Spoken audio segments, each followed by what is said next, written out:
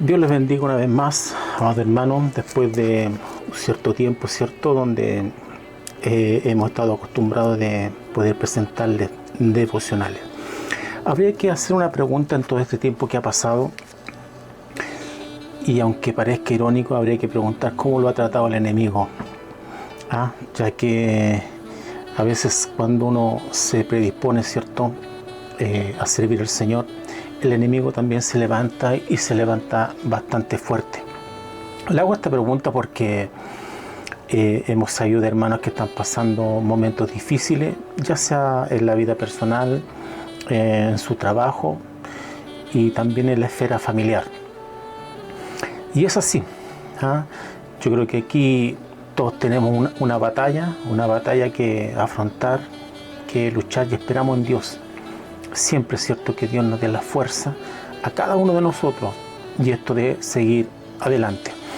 Un especial también llamado a aquellos hermanos que se encuentran sin iglesias. La verdad que hoy en día buscar y encontrar una iglesia está muy difícil, y esa es una gran realidad. La Biblia nos llama a congregarnos, ¿cierto?, a no dejar de congregarnos según el libro de los Hebreos.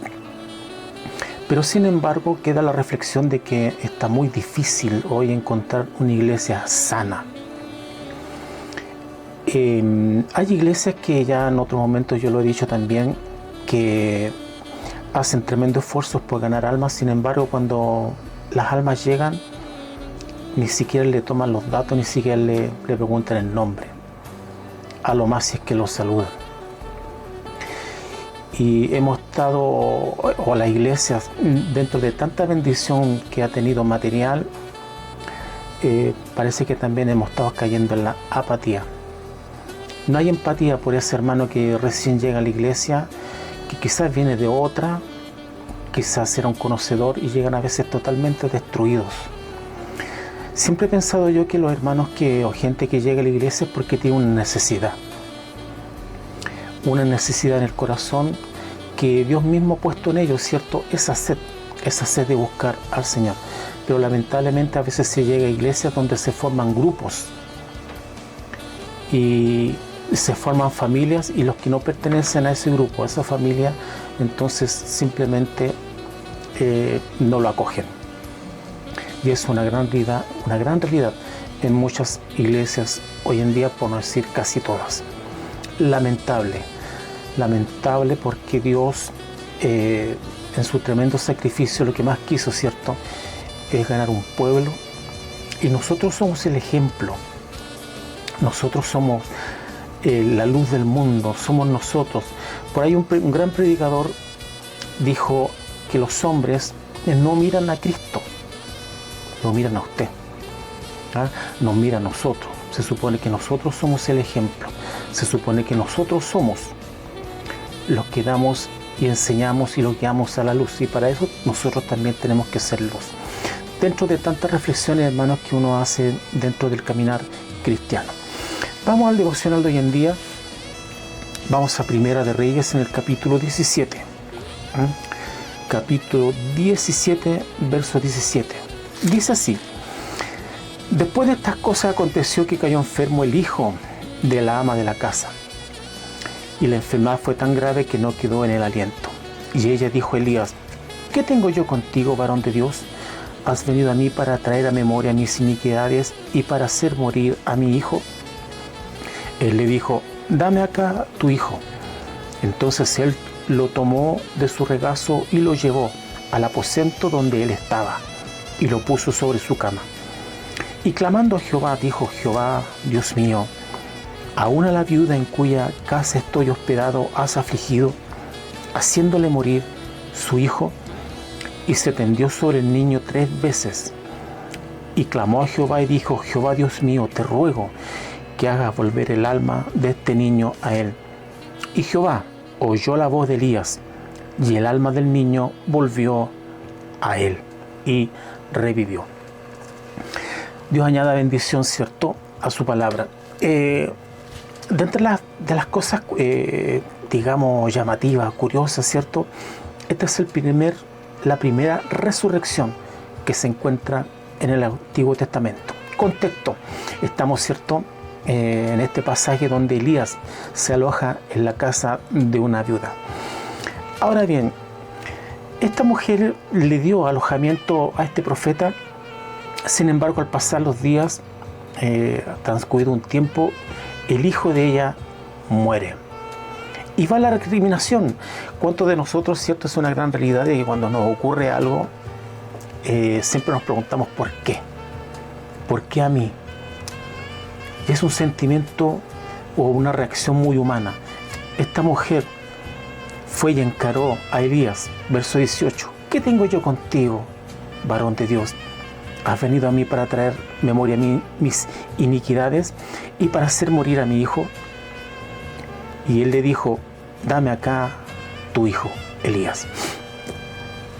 Una de las tantas enseñanzas que nos queda aquí, que esta mujer cuando le fue a reclamar a Elías, fue a encararlo, ¿cierto? Miren la reacción de Elías. No discutió con ella. No se puso a igual.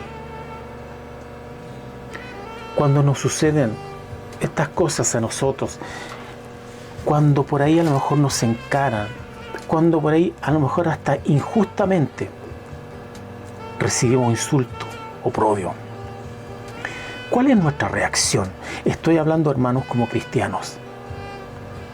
Cuando usted va manejando, y por ahí alguien comete una imprudencia, se le cruza, se le adelanta.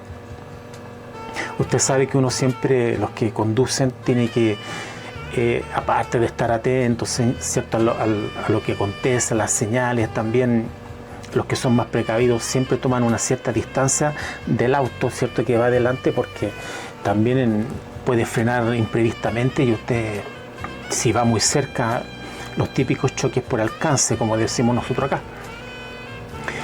Y cuando se cruza con esta gente imprudente, o quizás usted también iba distraído y por ahí también usted, ¿cierto?, comete el error. El punto es, cuando a usted lo encaran, cuando a usted lo insultan, ¿cuál es su reacción? ¿Ha escuchado cristianos que dicen, mire, yo soy cristiano, pero hasta por ahí no me busquen, porque el que me busca me va a encontrar? ¿Realmente, hermanos, esa actitud está a la altura de un cristiano? La verdad que no. Prueba de ello, la mujer trata a Elías como un varón de Dios. Ya ahí está una de las pruebas. Elías no discutió con ella, no se rebajó, no se puso, ¿cierto?, al mismo de nivel de ella. Imagínense, en las discusiones a veces uno sabe cómo empiezan, pero no cómo terminan. Elías tenía muy claro que este asunto tenía que llevárselo al que realmente soluciona los asuntos y los problemas. Este era un tema de él y de Dios. El relato bíblico sigue adelante. Cuando en el verso 19 le dice, dame acá tu hijo, entonces lo tomó en sus brazos y lo llevó al aposento donde él estaba. Es decir, Elías tenía un lugar de batalla. Elías tenía un lugar donde encontrarse con Dios. Elías tenía un lugar de adoración. Elías tenía un lugar donde orar y clamar a Dios. Pregunta: ¿tienes tú un lugar apartado para encontrarte con Dios? ¿Tienes tú un lugar apartado para estudiar la Biblia, para la oración?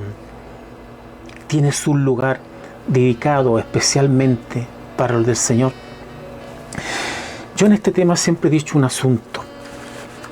Hay hermanos que amplían sus casas, pero dentro de esa ampliación que usted hace, deja un lugar para armar su propia biblioteca. Y como le decía anteriormente, para tener un lugar de encuentro, de oración al Señor. ¿Lo tiene? Pues Elías sí lo tenía. El rey de reyes, ¿cierto?, el Señor mismo, no tenía un lugar, una pieza. Sin embargo, el huerto de los olivos era su lugar para orar y para encontrarse con el Señor. A veces nosotros en la vida, muchos, ¿cierto? Gastan mucho dinero e invierten, yo siempre lo digo, en algo tan simple como un celular. Celulares que hoy por hoy, ¿cierto? Que pueden alcanzar inclusive hasta el $1.000.000. Entonces la pregunta es, ¿invierte usted también esa misma cantidad en comprar libros, escritura, el mismo hecho de, como el deseo de preparar un cuarto que usted tenga para encontrarse con el Señor? Ahora es cierto, es verdad que usted me puede decir a mí, no, pero sí, a ver, uno para orar puede ser en cualquier parte. Sí, estamos de acuerdo en ello. Pero dedicarle un lugar, un espacio, no solamente dentro del corazón, sino que un lugar físico, donde dediquemos un lugar a lo que es todo lo que tenga que ver en lo espiritual y lo del Señor. Vaya por allí, ¿cierto? Un llamado a la conciencia puede ser. Y dice ahí, verso 21, y se tendió sobre el niño 3 veces, dice, y clamó a Jehová. Otro punto interesante. Cuando comencé este programa, este devocional, le preguntaba cómo lo ha tratado el enemigo, porque la verdad es que aquí nadie zafa. ¿Ya? El enemigo por otro lado, ¿cierto? Siempre nos aguijonea. Damos gracias a Dios que Él nos sustenta, nos sostiene y nos guarda. Pero sufrimos heridas. Y hay batallas que son muy fuertes. He sabido de hermanos que están, por ejemplo, una madre que está grave en el hospital. A otra mamá también que está con un problema en la columna, que no puede caminar, haciendo el examen. Son situaciones dolorosas, puede ser hasta un hijo. Tenemos un caso triste allá en Licanray, ¿cierto? 2 niños jóvenes hermanos, que perdieron la vida por querer colocar una bandera. El dolor para ese padre, esa madre, la madre que todavía está en el hospital, dentro de lo que yo sé aún no sale. Qué triste, hermano, se ha puesto en esa situación. Yo a veces me pongo en una situación terrible y lo único que yo le puedo pedir a Dios es que Él me sustente. Porque la verdad, hermano, en este mundo en el cual pasamos y estamos, hay momentos donde estamos, como dijo alguien por ahí, en las nubes, ¿cierto?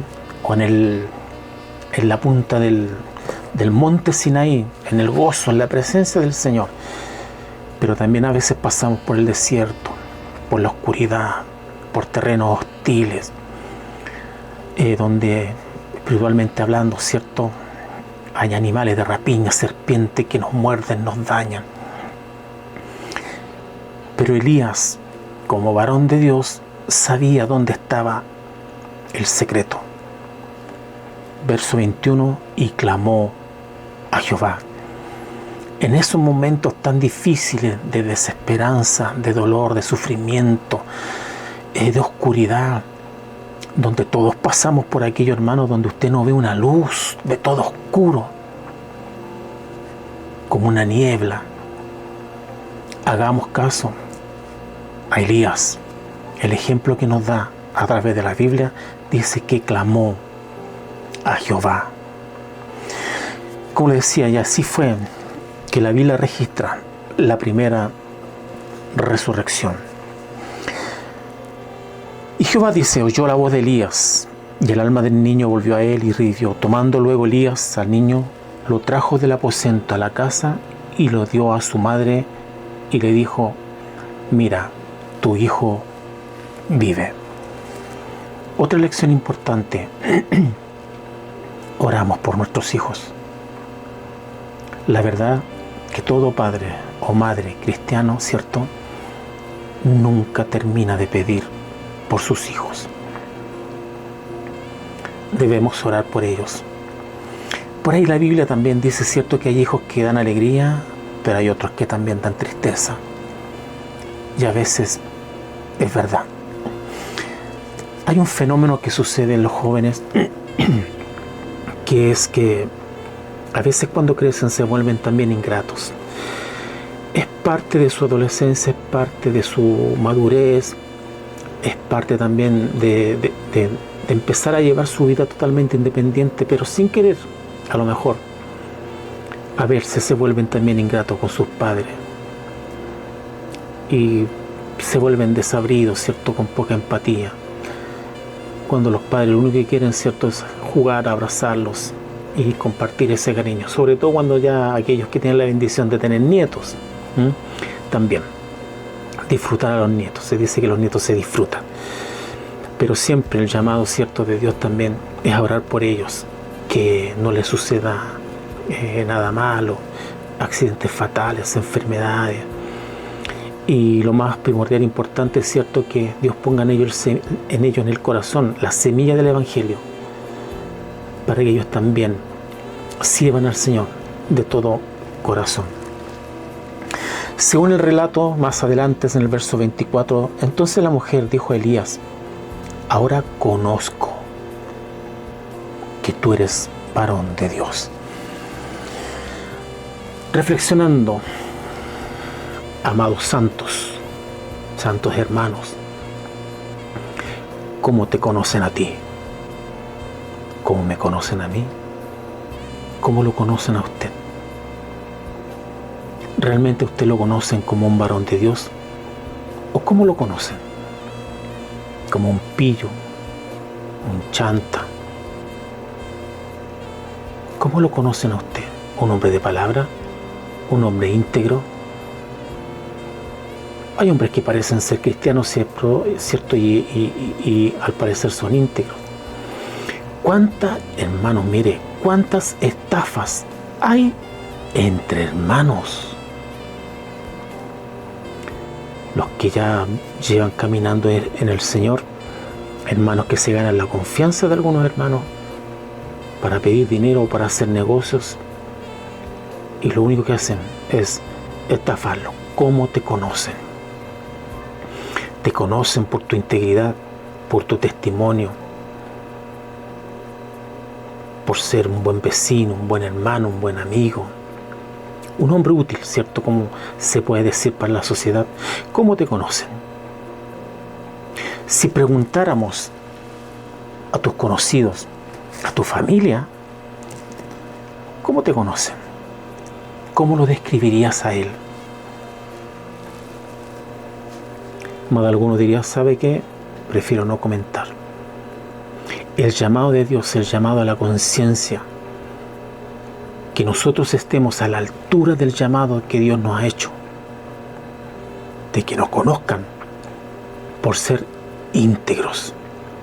Siempre yo he contado una historia, que es verídica en todo caso, de Santiago el apóstol, que él fue el obispo de Judea, el obispo de Jerusalén. Y la historia comenta que cuando había un problema serio dentro del pueblo judío, cristiano, los asuntos se los llevaban a Santiago. Y a Santiago lo conocían por el justo. Imagínense la integridad y la confianza, no de ir a un juzgado romano, no de ir a un Sanedrín, no de ir a donde los sacerdotes, a los publicanos, a los escribas, no. Iban donde Santiago, porque era conocido su testimonio de integridad intachable, para que solucionara o dirimiera el asunto en cuestión. ¿Cómo nos conocen a nosotros? ¿Cómo lo conocen a usted? ¿Estamos a esa altura? En el libro de Evangelio Lucas, capítulo 6, verso 44, dice: porque cada árbol es conocido por sus frutos. Y le hago un llamado también a la reflexión. Dice que el árbol no es conocido por los dones, sino por los frutos. Porque los dones, las personas lo pueden engañar, lo pueden imitar. Sin embargo, los frutos no. Que sea usted de buen fruto. Un árbol que dé buen fruto. Porque si ven en usted integridad, usted glorificará con su testimonio al Señor. Dios le bendiga.